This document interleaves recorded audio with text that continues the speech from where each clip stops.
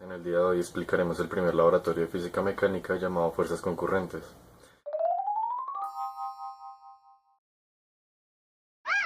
El objetivo de esta práctica es comprobar que las fuerzas se comportan como cantidades vectoriales. Las propiedades de un vector, los componentes rectangulares que pueden tener los vectores y las operaciones entre vectores con énfasis en suma de vectores. Debe cumplir con tres propiedades fundamentales, que debe tener una magnitud, que es como el tamaño que tiene el vector, el sentido, que es donde inicia y donde termina, y la dirección, que es el ángulo que forma con respecto a la horizontal. En el laboratorio se tiene una mesa de fuerzas con 4 poleas. Además de eso se tienen discos de metal con diferentes masas, los cuales se deben cargar en las poleas hasta formar un equilibrio en el aro que se encuentra posterior a la mesa. Después de haber cargado las poleas con las masas de los discos y haber encontrado el equilibrio entre las fuerzas, analíticamente se debe hallar una fuerza resultante que haga que las demás fuerzas den cero.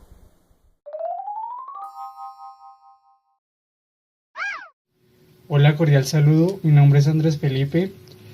A continuación les explicaré en qué consiste la parte 2 del laboratorio de fuerzas concurrentes. Por el método analítico se presenta un diagrama que posee 3 fuerzas representadas por un vector. El vector 1 de color rojo se encuentra en un ángulo de 10 grados. El vector 2 de color negro en un ángulo de 70 grados desde el eje X. El vector 3 se encuentra a un ángulo de 30 grados desde el vector X. Ahora determinaremos la resultante y el valor del ángulo para que el sistema esté en equilibrio. Para ello vamos a descomponer los vectores en sus componentes rectangulares, es decir, sus componentes horizontales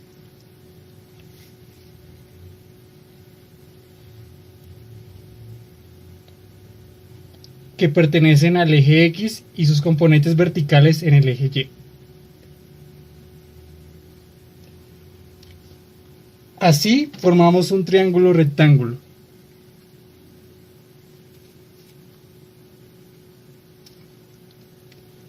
Permitiéndonos de esta manera aplicar el teorema del triángulo rectángulo para descomponer dichos vectores. Pero antes de eso hallaremos la magnitud de los vectores de la siguiente manera. Mediante el factor de conversión pasamos de gramos a kilogramos la masa.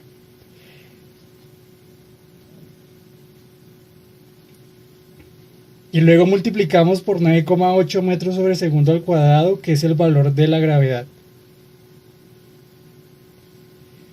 Y así obtenemos un resultado en Newton, que equivale a la fuerza.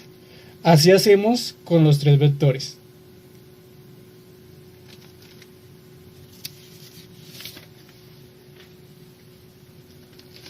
Una vez hecho esto, continuamos la descomposición de la siguiente manera. Para el eje X multiplicamos la magnitud del vector por el coseno del ángulo.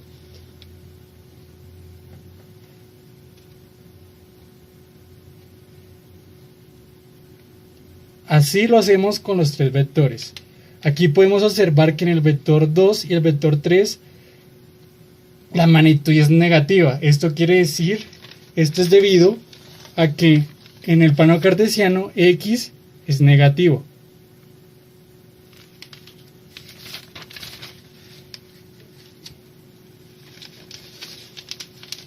Y de igual forma para el eje Y multiplicamos la magnitud por el seno del ángulo.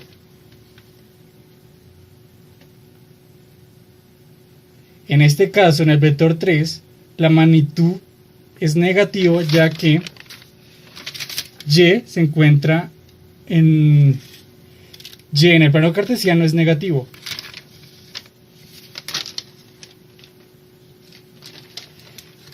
Una vez hecho esto, nos disponemos a realizar la sumatoria de fuerzas en el eje X y en el eje Y. Es decir, sumamos todos los resultados en X y todos los resultados en Y y eso nos va a dar un resultado. En el eje X nos va a dar 0.03 newton y en el Y 2.16 newton. A continuación calcularemos la resultante. La resultante tiene la siguiente fórmula: raíz cuadrada de sumatoria de fuerzas en el eje X a la 2 más sumatoria de fuerzas en el eje Y a la 2. Es decir, resultante es igual a raíz cuadrada de 0.03 newton a la 2 más 2.16 newton a la 2. Esto nos da un resultado de 2.16 newton. Este es nuestro valor de la resultante. Ahora continuamos hallando la dirección o el ángulo de la fuerza. Para ello usamos la fórmula tangente de θ es igual a sumatoria de fuerzas de Y sobre sumatoria de fuerzas en el eje X. Despejamos, pasamos el tangente pasamos este tangente al otro lado, pasaría a tangente a la menos 1. Entonces la fórmula quedaría igual a θ es igual a tangente a la menos 1 de sumatoria de fuerzas de Y sobre sumatoria de fuerzas en X, que equivale a tangente a la menos 1 de 2.16 newton sobre 0.03 newton, que nos da un ángulo de 89.2. Una vez hayamos calculado la resultante y el ángulo, nos disponemos a hacer el método experimental, que consiste en, mediante la resultante, que es la magnitud del vector, y el ángulo, ubicarlo en el plano para así, de esta manera, tener el sistema en equilibrio. Al ángulo que calculamos anteriormente se le suma 180 grados, obteniendo un valor de 269,2 grados. En este ángulo tiene que ir nuestro vector para ir equilibrando el sistema. A continuación averiguaremos qué masa se le debe agregar para tener el sistema en total equilibrio. Para esto tenemos que dividir 2.16 newton en 9,8 metros sobre segundo, obteniendo un resultado de 0,22 kilogramos. Estos kilogramos lo tenemos que pasar a gramos. Para esto tenemos que usar el factor de conversión. 0,22 kilogramos lo multiplicamos por 1000 gramos y lo dividimos en 1 gramo. Así anulamos kilogramos y el resultado nos queda en gramos. Este resultado es 220 gramos. Esta es la masa que se le debe agregar para que el sistema esté en total equilibrio. Una vez calculada la magnitud, nos disponemos a calcular los componentes en el eje X y en el eje Y. Para el eje X, multiplicamos la componente por el coseno del ángulo para los tres vectores. Para el eje Y, multiplicamos la componente por el seno del ángulo para los tres vectores. Sumamos los valores en X y sumamos los valores en Y para tener una sumatoria total. Con estos valores podemos calcular la resultante y la dirección del vector, como anteriormente se explicó. Análisis de resultados. Se utilizaron los valores dados en la práctica para calcular teóricamente los comportamientos de la fuerza en los diferentes ejes, la resultante y la dirección para direccionar de alguna manera el sistema hacia su equilibrio, que se puso a prueba de manera experimentalmente para ver si los datos obtenidos analíticamente servían para tener el sistema en equilibrio. Conclusiones.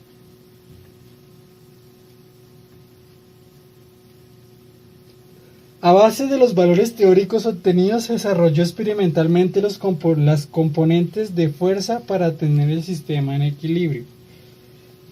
Teniendo el sistema en equilibrio, se comprobó que la sumatoria de las fuerzas en X y en Y son iguales a 0. Se notó que los valores teóricos ayudaron a determinar experimentalmente los pesos necesarios para tener el sistema en equilibrio. A continuación realizaremos el mismo procedimiento pero en un sistema diferente. En este sistema tenemos un vector 1 de color rojo a 80 grados desde el eje X, un vector 2 de color negro a 70 grados desde el eje X, un vector 3 de color azul a 80 grados desde el eje X. Nos disponemos a calcular la magnitud de cada vector. Para eso pasamos la masa gramos a kilogramos. Luego lo multiplicamos por 9,8 metros sobre segundo al cuadrado, obteniendo un valor en newton para cada vector.